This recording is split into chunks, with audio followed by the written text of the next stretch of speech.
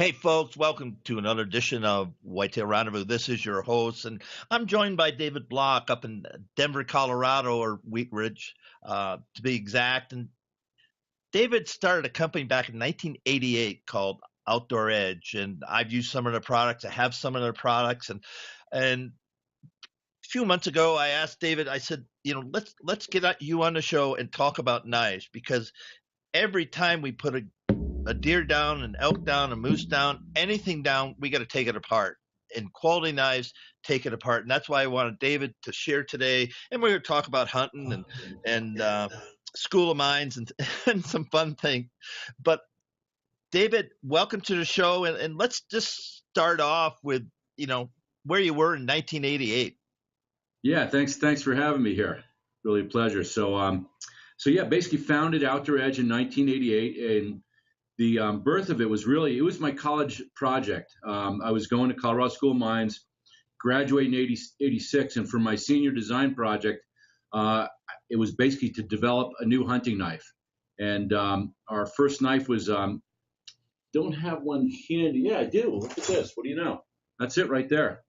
That's the game skinner. And basically it's a T-handle grip. So basically you cut with a straight wrist and then added a gut hook on top where you basically cut forward, break the skin, pull back, and you could basically cut forward and back in one motion. Another nice thing about the T-handle is you can use both hands without setting down your knife. So this was our first knife, and didn't know anything about the knife industry, hunting industry, and designed this as a school project. And I don't know if you know Spyderco knives. Well, they're located in Golden, and I drove by Spyderco every day home from school, and actually talked to a couple other knife companies in the U.S. and found out I couldn't have my knife made here. And Spyderco referred me to very competent quality manufacturers in Japan. And 1988, I went to the SHOT Show in Vegas with 6 prototypes of my knife, and that was the launch of it. I'll tell you one funny story is my second show after the SHOT Show was Wisconsin Deer Classic in St. Paul.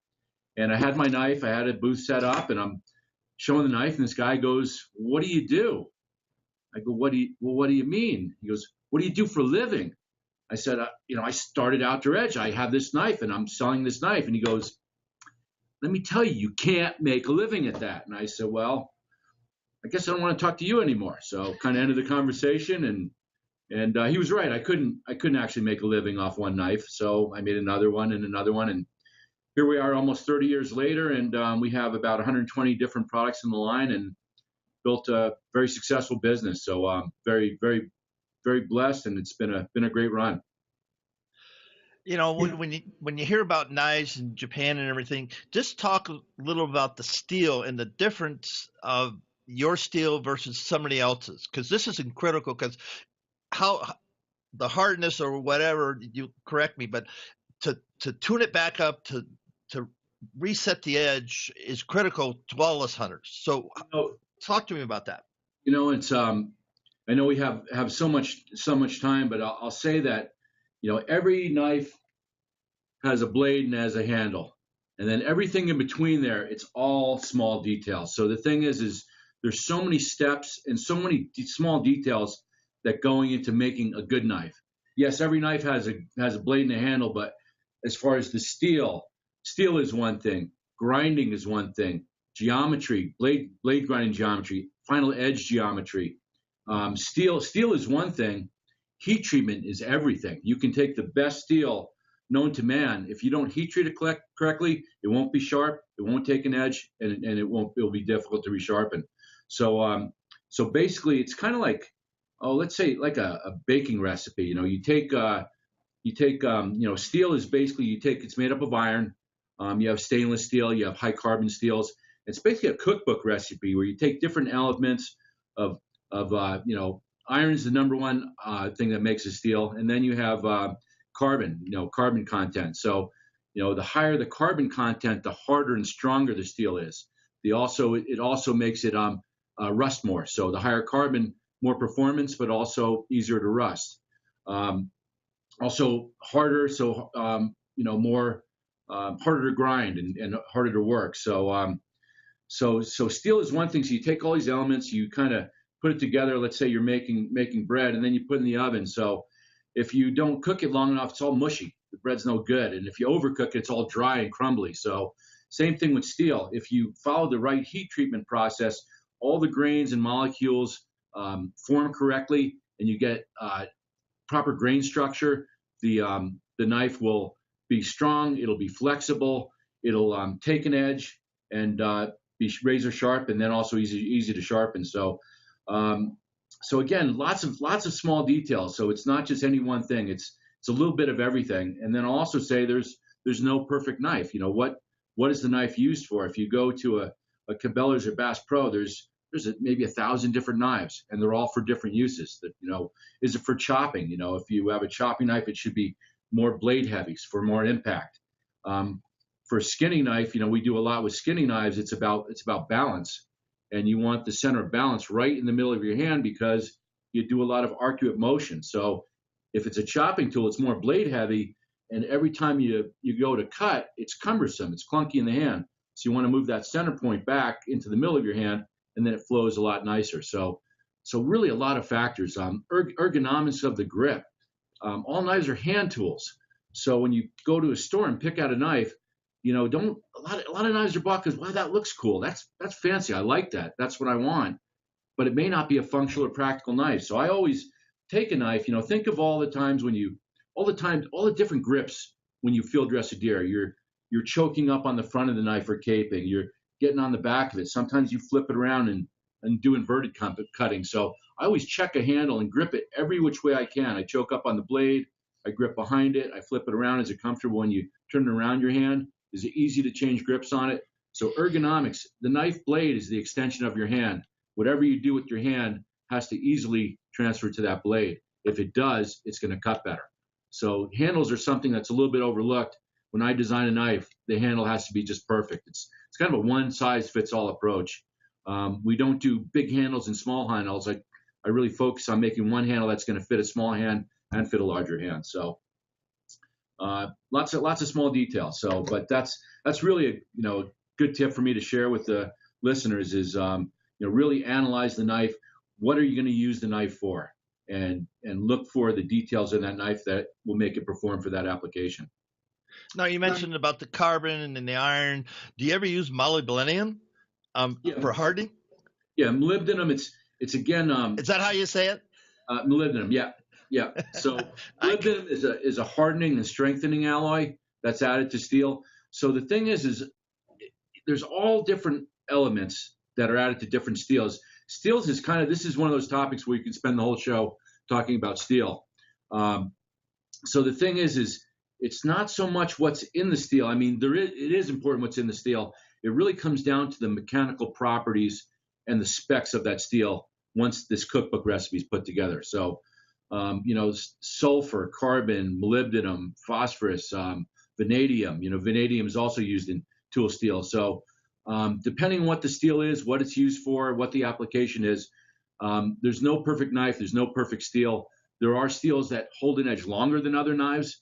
There are also sometimes that will make them, not sometimes, in most cases, that will make the knife very hard to resharpen. So I think it's very important for a hunting knife that it's sharp, it holds an edge. It's also flexible because a lot of times you put force into your knife, and you have to be able to put an edge back on it. If you can't sharpen it, then really it's no good. It's all about sharp. So, be sharp out of the box, stay sharp, and then also be easy to sharpen once it does go dull. And that's great. Field to freezer. What does that mean? That's kind of our tagline. If there's any one line that defines Outdoor Edge, I call Outdoor Edge the field to freezer knife company. So, basically we have a variety of items, and really my goal as a company owner and designer is to make your job easier in the field. When you get a deer down, it's work. As they say, that once you pull the trigger or release that arrow, the real work begins. And you need a knife that's designed for the job. It has the right shape and geometry. It has good steel. It's razor sharp. It's going to hold an edge. And basically, it's a tool to get the job done. And if you're stuck out there with a dull knife, it's just no fun. If it's sharp and it's ready to go, it makes it so much faster. Talking about the game that we put down, the game we harvest. Let's talk about your hunting experience and with your knives. And I guess I want to know, what is your go-to knife when you're out in the field yourself? So, I got to say that we don't make a bad knife. And I kind of, as we progress and come out with new knives, I always kind of move to the newest knife, and the old one goes by the wayside. So, my favorite knife right now is the Razor Pro, and the Razor Pro is basically, this is really the hottest thing that we have going, not just from a sales standpoint, really from function. And what it is, it's a replacement razor blade knife. And here I did a lot of talking about really good steel that holds an edge and resharpening. So the thing is, we have a knife that, another thing I mentioned is geometry. So what makes a razor blade cut so well? Thinness. So the fact that it's thin as you cut has much less friction as you're cutting. So it cuts much easier. Just everyone's used utility razor blades. They cut good because they're thin. Another thing I was mentioned was blade geometry. So with a razor blade, because it's thin, you can get a very acute angle on the final edge. So that final edge, if you put a very acute angle on a standard knife, it tends to not hold an edge very good. But with a razor blade, since it's thinner, you're able to grind it thinner. So that's what makes it sharper out of the box. And then if it does go dull, what you do is you push the button and you pop in a new blade. Now the thing is you can replace the blade, but here's something that I really encourage people to do. This is a draw-through sharpener that we make. It's tungsten carbide and it's ceramic, and it has a leg that folds out. It has this foot. It's called the Sharp X, and that what it does, it gives you more stability. So here's really a tip: whether you're using a replacement blade knife or any knife, keep the knife sharp. So when the knife is razor sharp, when you're cutting, that where it really separates and the skin just comes apart. When it's razor sharp, it just once it starts going dull, you start using more force. As you put more and more force on your edge, the blade goes duller and duller. So a lot of guys, they really don't know how to sharpen. They don't sharpen, and they just maybe have a really good knife. It's sharp, and then they get 1 deer, 2 deer, 3 deer, 4 deer, and they use it to the point where the edge is completely dull. Well, if you do that, you have a really tough sharpening job. You really have to take off metal and redefine the blade. My suggestion is keep the knife sharp. And just like a professional butcher, a butcher basically takes a knife and he'll use it all day. At the end of the day, he'll put it on a grinder and sharpen it. But during the day, what has he got? He's got a butcher steel, and he's basically steeling the knife every 5 minutes. And steel is a flexible, pliable material. And basically that final edge is thin, and that's what makes it sharp. And the edge is bending around, it's moving. So by putting it on the steel, you're straightening the edge, you're keeping it straight. So even if you're using a razor blade or a non-replaceable blade knife, every 5 minutes, stop and draw through the fine stones, and you're not taking off any metal here. What you're doing is keeping the edge aligned. And your edge it'll hold an edge twice, 3 times as long, and you really won't replace any blades. Actually, even though we sell replacement blade knives, if you sharpen them, you really won't replace them. It's so easy to sharpen again because it's thin. So there's a little tip there. Keep them sharpened and tune up your knives. And again, the angle is really important. So with a sharpener like this, it has a preset angle, so anybody can use it. So you don't have to be skilled at sharpening. Just draw it through, and it gives you the exact angle. So another cool thing about this knife that I really like is you have a replacement razor blade knife, and then I don't know if any of your viewers out there are familiar with the swing blade, but this is the coolest gutting blade out there. It's a banana-shaped blade, so it curves up, but what it does, it cuts underneath the skin. By cutting underneath the skin, it doesn't cut any hair, and you just push it, and it just zips the animal right open. So really a cool knife. You got knife on this side, close it, take out your gutting blade, open up the leg, open up the belly, go back to your skinning blade. So really a convenient system in one knife. Thanks for that. In the warm-up, we talked about the Havilon blade.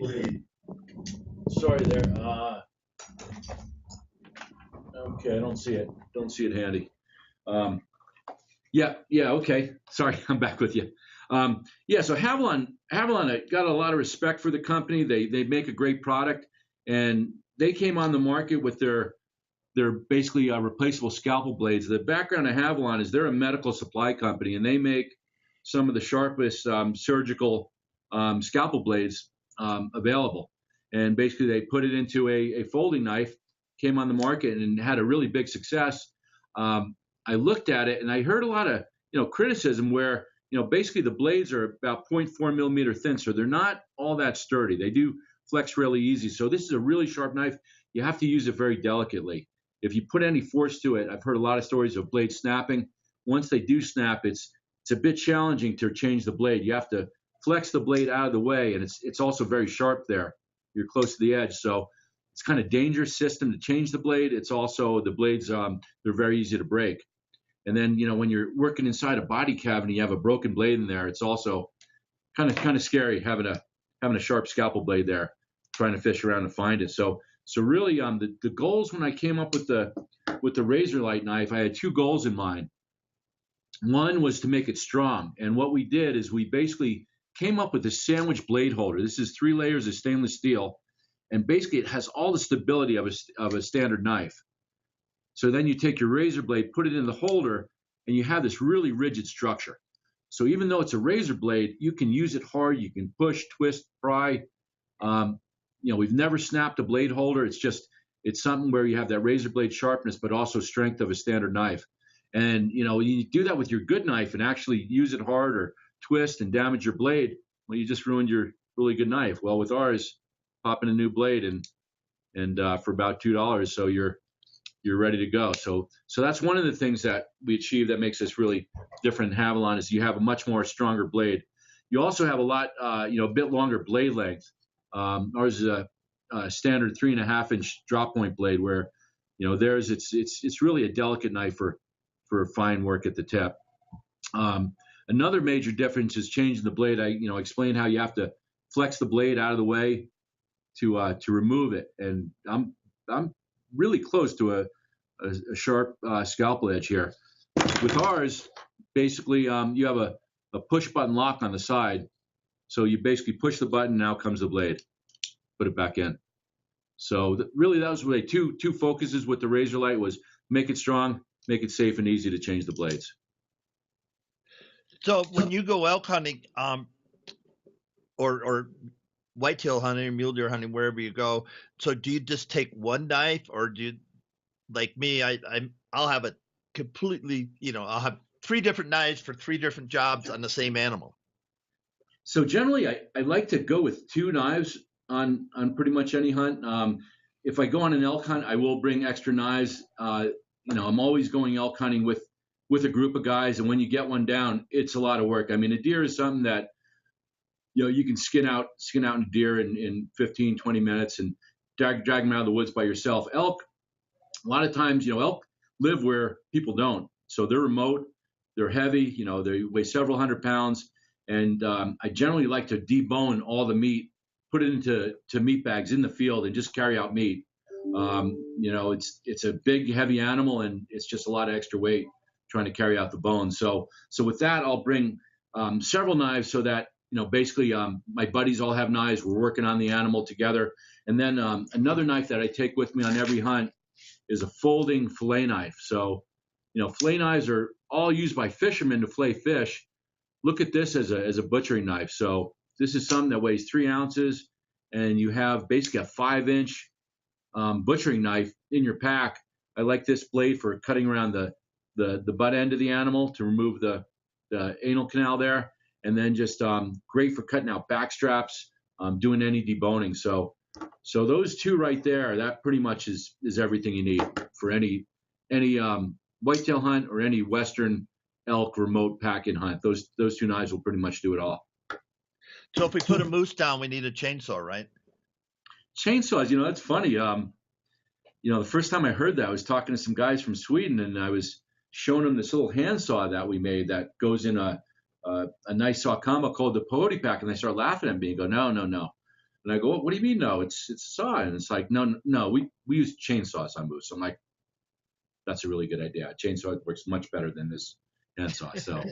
So yeah, no, I actually was fortunate enough to go to the Yukon, up to McMillan River Adventures, and shot a moose there about 7 years ago. And it was, one of the things is just walking up on this massive 1,400-pound animal, and just the I've shot a number of elk over the years, and just the size of the backstraps from a deer to an elk, and then when you get to the moose, everything is just goes uber big. I mean, they are just a massive animal.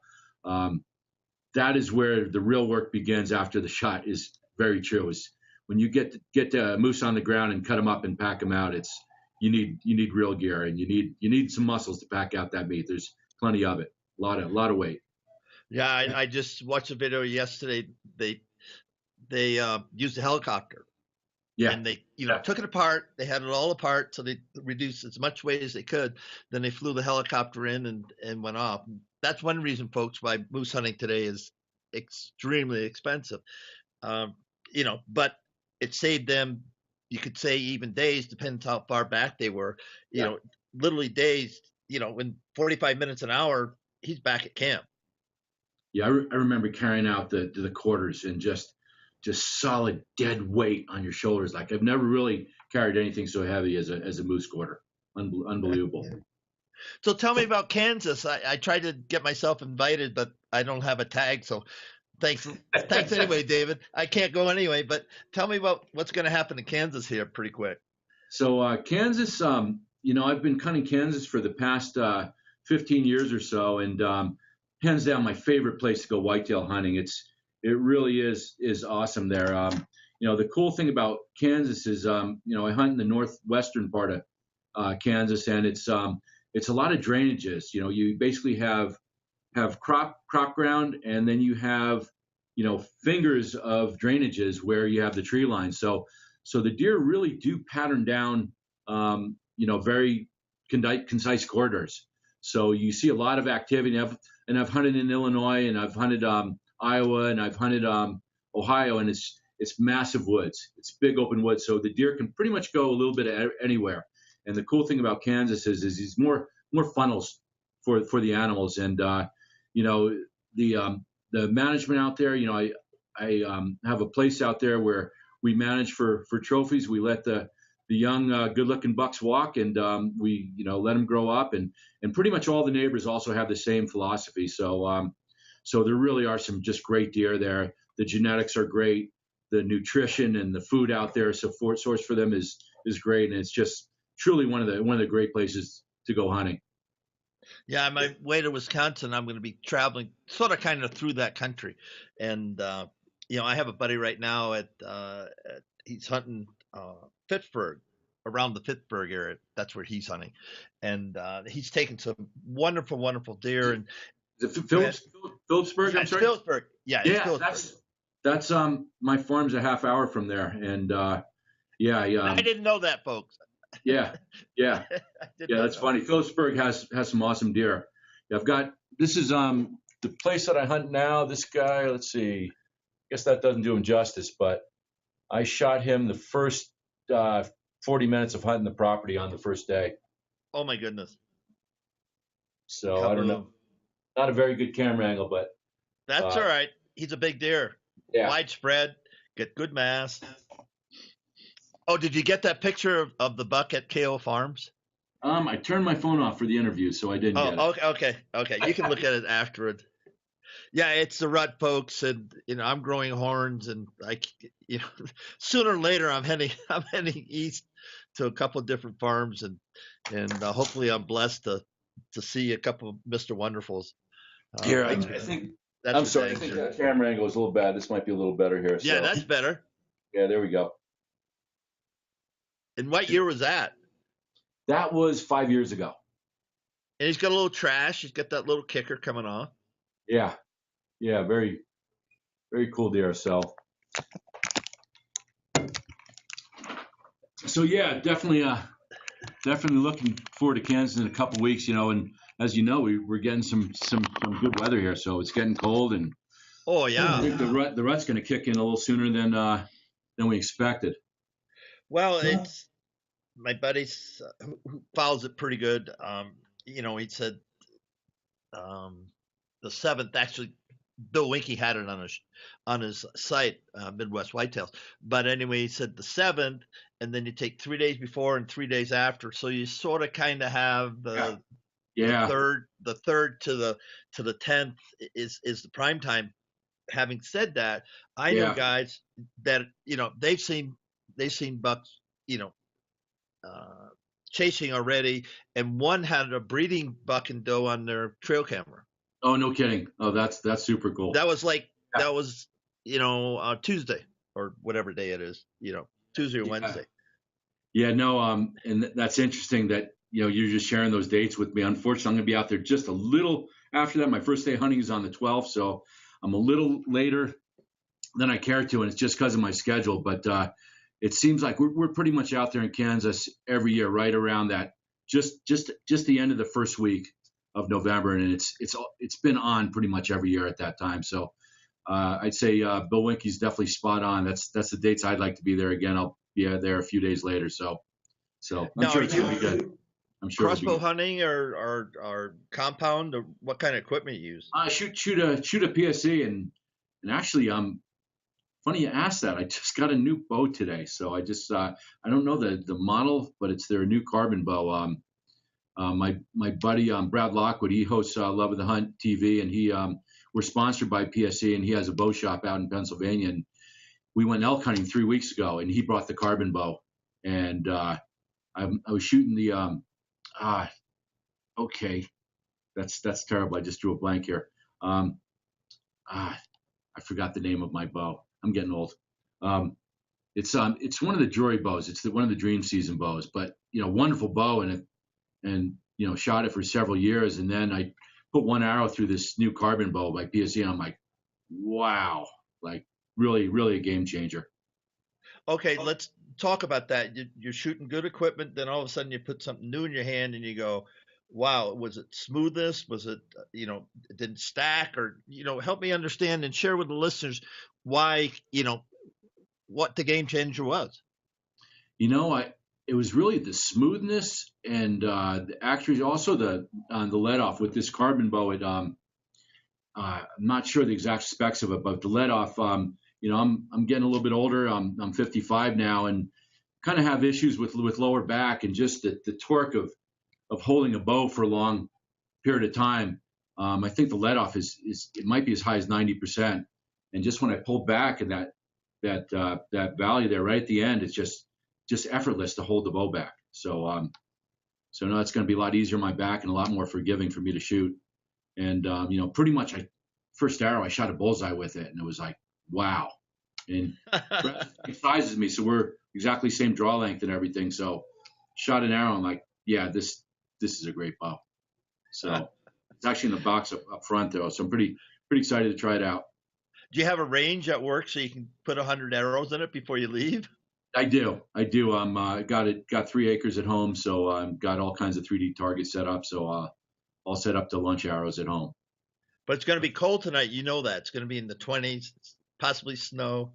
Yeah, it started snowing at the house just this afternoon. So, yep, bring it. What? Dress warm.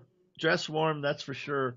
You know, listeners, we've been talking all about knives and gear, a little bit about hunting, but the biggest thing, and I want to share with everybody and reiterate here with David, is that, you know, you got a broadhead and they're super sharp, and there's a gazillion broadheads out in the market. You got fixed and mechanical and all this other, but the one thing they all have, every single one of them has, is they're deathly sharp because they got to go through a lot of stuff. Now, strength wise and everything, completely, that's a topic with a different person. But when I'm thinking about the blades for skinning and for gutting and for preparing it for the meal and all those things, that's probably the second most important tool you have. One's your broadhead. You got to launch it, put the deer down, then you got to take it home.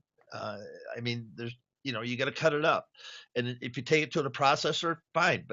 But I've seen too many elk, and I've been a few places that they just destroyed their caribou. I mean, they just destroyed it because one, they didn't have the right equipment, and two, maybe they should have learned how to do it a little bit better. But it was the equipment that really made the difference. You And know, so I let's talk to that. I think and that's really hitting on a key part of why we hunt and the whole process of it. It's hunting is exciting. I mean, it's really being in touch with nature, being in the outdoors, the whole outdoor experience. And, I went elk hunting 3 weeks ago. I didn't get an elk. I never drew my bow, but I had an awesome hunt being out there in nature, being out in the woods of Colorado where the elk live. I was in their territory, and it's not easy getting an elk down. But when you do get an animal, you're fortunate enough to harvest an animal.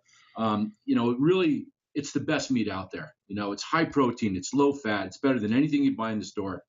And I've heard so much criticism that, yeah, I like hunting, but I just give the meat away. I don't like eating it. It's kind of gamey. Well, I don't get the gamey part, because the thing is, it starts as you said. Once you arrow or shoot an animal, once the animal expires, the quality of the meat starts right there, and it starts with proper field dressing.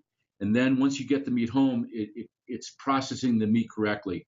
So yeah, let's definitely talk about that. So I think one of the things is once the animal's down, once he's expired, bacteria starts forming immediately, and heat is what rapidly grows bacteria. So it's very important to field dress quickly once the animal expires, and field dress correctly. Do the field dressing process correctly, where you have something like a gutting blade like this, where you can get inside and not pierce the bladder, not pierce the stomach. Don't get any of the internal juices or viscera on the meat. So get the insides out as quickly as you can, get them out cleanly.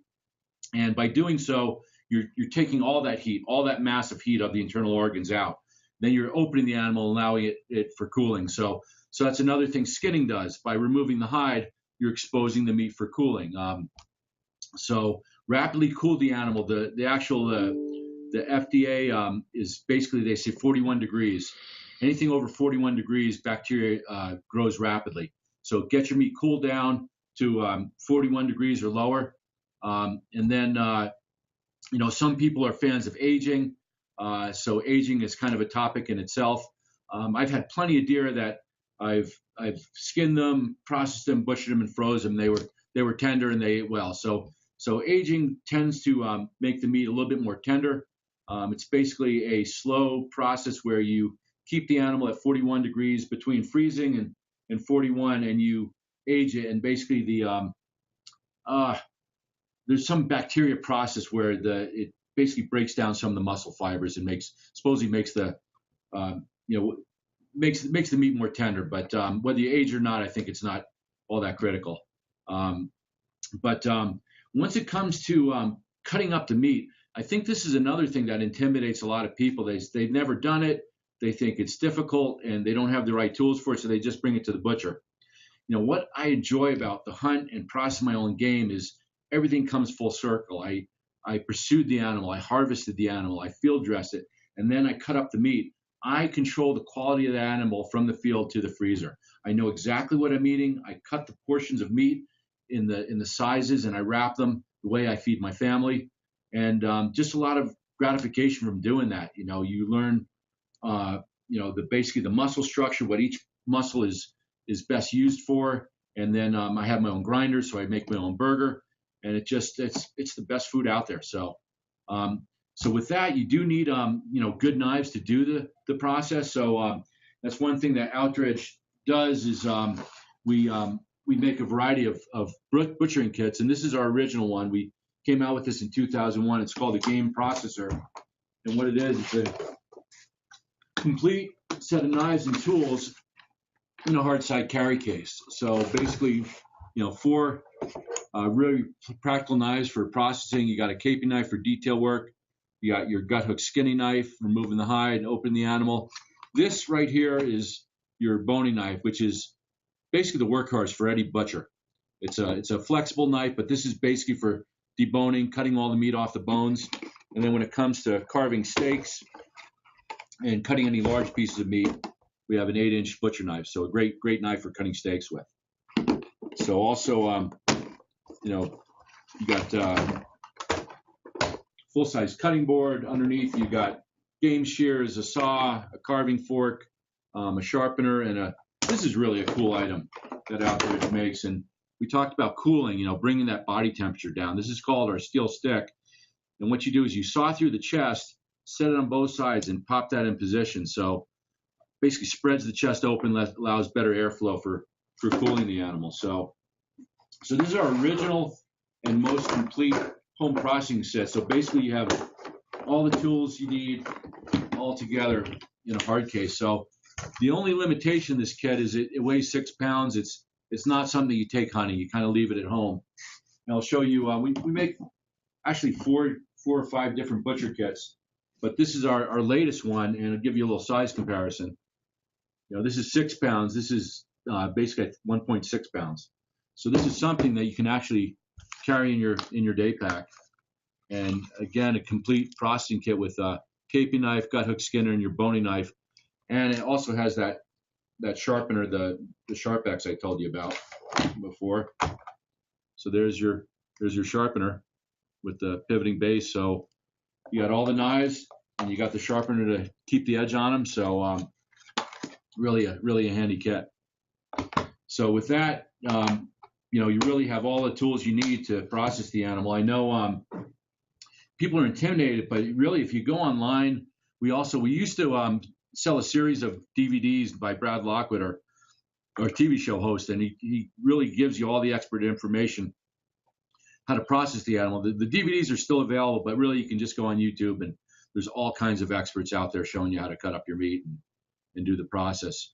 So, and it really isn't that bad. Really, you have all your primary muscles, and they're all separated by that silver skin and fascia, and just kind of work them apart. And another thing that I say too is when you bring your meat into the butcher, the way that I cut meat, I take so much time, and I'm so meticulous about trimming and removing the silver skin.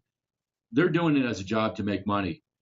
They can't make money cutting meat the way that I do, because it does take so long the way that I do it. It's what I eat, it's what I feed my family. So it's really important to me that it's done correctly. Hey, let's share your one big thing about hunting, and you can't say the knife that you bring, so it's got to be something else than your knife. Too much talk about knives. But the one big thing that elk hunting, deer hunting, traveling someplace else to hunt something else, but what's your one big thing, your go-to thing that on every trip you either bring it along or you make sure you do? It's got to be the bow. It's not, you don't get anything done without that. I don't know if that was a good answer. No, it doesn't matter. It's yours. Everybody has one big thing, and by default, yours is a blade. So we can't go there. Yeah. So, I think the main thing is bringing a good attitude to just enjoy, God's creation and enjoying the outdoors and just being out there. I mean, the thing is as adults, when I was a kid, I went to, the Boy Scouts and Cub Scouts, and we went camping a lot. And now as an adult, I really don't get to go camping much. So hunting for me is my time to be a kid again. When I climb in that tree, before I even climb in the tree, just walking in the dark towards the stand, the hair stands up on the back of my head.